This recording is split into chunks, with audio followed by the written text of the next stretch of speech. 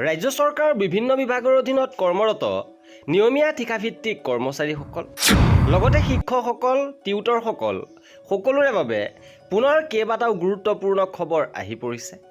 সদৌ অসম কৰ্মচাৰী পৰিষদৰ এইবাৰ গুৰুত্বপূৰ্ণ সিদ্ধান্ত NPS অষ্টম দৰমহা আয়োগ পদোন্নতি শিক্ষকসকলৰ সমস্যা আদি বিষয়ত গুৰুত্বপূৰ্ণ সিদ্ধান্ত। শেহতীয়াভাৱে এখন গুৰুত্বপূৰ্ণ সভা অনুষ্ঠিত হৈ গৈছে সদৌ অসম কৰ্মচাৰী পৰিষদৰ। সবিশেষ আপোনালোকক জনাব বিচাৰিছোঁ, ভিডিঅ'টো প্ৰথমৰ পৰা শেষলৈকে চাই থাকিব। সমাজত কৰ্মচাৰীসকলক তুচ্ছ তাচ্ছিল্য কৰা বন্ধ হ'ব লাগে। প্ৰথমতে দাবী কৰিছে যে কৰ্মচাৰীসকলক তুচ্ছ তাচ্ছিল্য কৰা বন্ধ হ'ব লাগে। শিক্ষক সমাজ সকলোৰে ঊৰ্ধত আৰু সমাজৰ আটাইতকৈ নমস্য ব্যক্তি শিক্ষকসকলে জ্ঞান দিয়াৰ বাবেহে আজি আমি জ্ঞান আহৰণ কৰিব পাৰিছোঁ।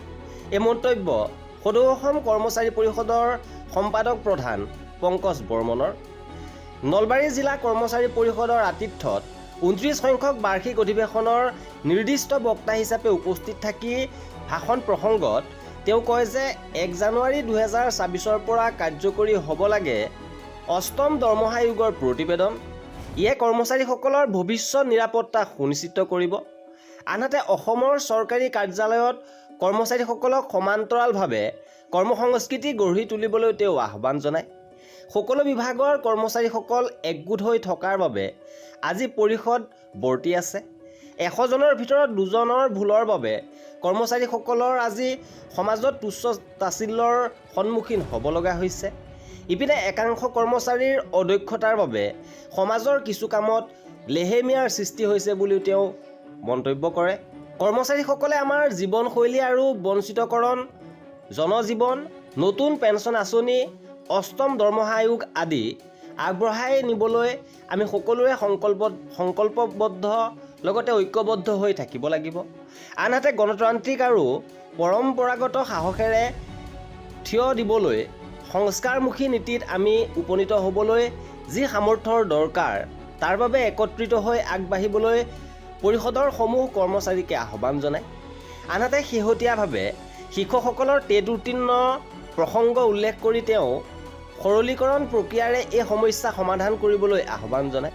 আমি এই প্ৰসংগত সদৌ অসম কৰ্মচাৰী পৰিষদৰ প্ৰধান সম্পাদক পংকজ বৰ্মনৰ বক্তব্য আপোনালোকক শুনাব বিচাৰিছোঁ।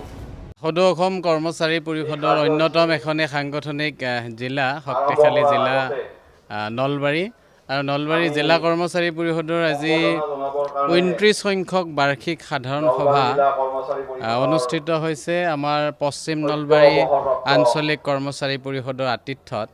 আমাৰ এখন বেলচৰ অঞ্চলৰ অগ্ৰণী শিক্ষানুষ্ঠান শ্বহীদ স্মৃতি মহাবিদ্যালয়ৰ এই প্ৰেক্ষাগৃহত এই প্ৰাংগণত আৰু আজি ৰাতিপুৱাৰে পৰা পতাকা উত্তোলন শ্বহীদ তৰ্পণ স্মৃতি তৰ্পণ বৃক্ষৰোপণকে আদি কৰি বিভিন্ন ধৰণৰ কাৰ্যসূচীৰে আৰম্ভ হৈছে। প্ৰতিনিধি সভা অনুষ্ঠিত হৈছে।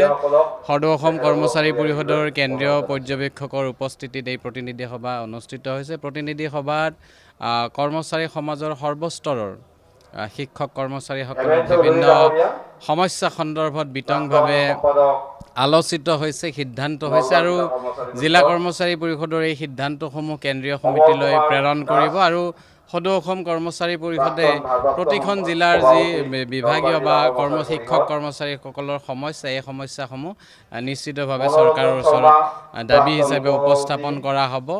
আৰু আমি সকলোৱে এই প্ৰতিনিধি সভা বা মুকলি সভাত এটা বিষয়ে চৰ্চা লাভ কৰিছে যে অষ্টম দৰমহা আয়োগ আৰু NPS ব্যৱস্থা। আমি সকলোৱে জানো যে NPS ব্যৱস্থাত কৰ্মচাৰীসকলৰ অৱসৰকালীন জীৱনৰ নিৰাপত্তা অনিশ্চিত আৰু সেয়ে সদৌ অসম কৰ্মচাৰী পৰিষদে কৰ্মচাৰীসকলৰ শিক্ষক কৰ্মচাৰীসকলৰ অৱসৰকালীন জীৱনৰ যি নিৰাপত্তা এই নিৰাপত্তা সুনিশ্চিত হোৱাৰ বাবে এই সভাটো আলোচিত হৈছে আৰু আমি কৰ্মচাৰী পৰিষদে বিভিন্ন সময়ত চৰকাৰলৈ দাবী জনাই আহিছোঁ। আৰু অষ্টম দৰমহা আয়োগ আমি জানো যে প্ৰতি 10 বছৰৰ মূৰে মূৰে দৰমহা সংশোধন হয়।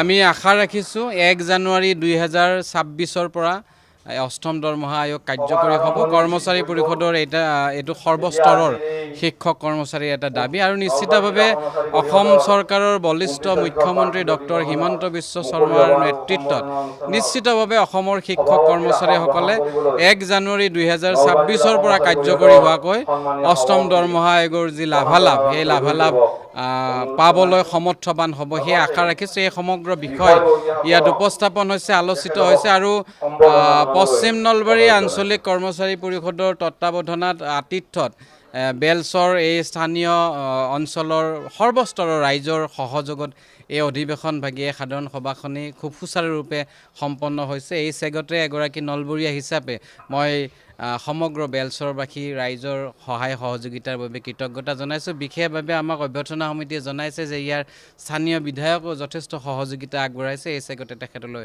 ধন্যবাদ আৰু কৃতজ্ঞতা জনাইছোঁ।